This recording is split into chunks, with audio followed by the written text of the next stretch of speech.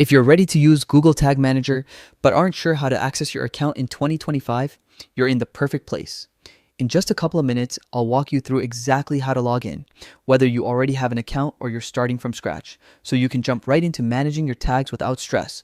Start by opening any web browser you prefer: Chrome, Firefox, Safari, Edge, whatever you're comfortable with.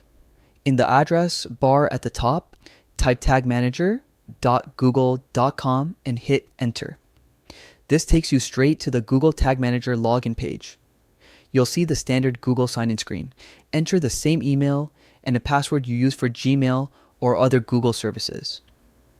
If your password slips your mind, just click the Forgot Password option and follow the recovery steps.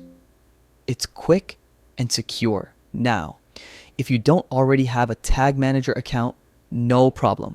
On the login page, you'll see an option to create a new account. Click that link to get started. You'll be asked for a few basic details. First, choose an account name. This is how your account will be identified. Then select your country from the drop-down menu. You'll also see an option to share data anonymously with Google to help improve their services. Tick the box if you're fine with that, or leave it unchecked if you prefer not to. Follow the prompts and complete the setup, and your account will be ready to go. Once you're logged in, you'll land on the main dashboard. Here, you'll see a list of all the Google Tag Manager accounts and containers you have access to. Think of it as a control panel for everything you're managing.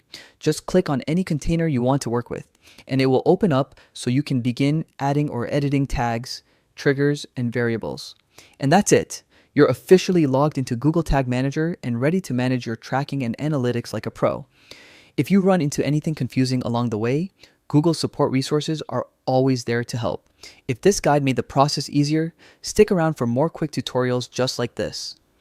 Thanks for watching, and enjoy diving into your Tag Manager dashboard.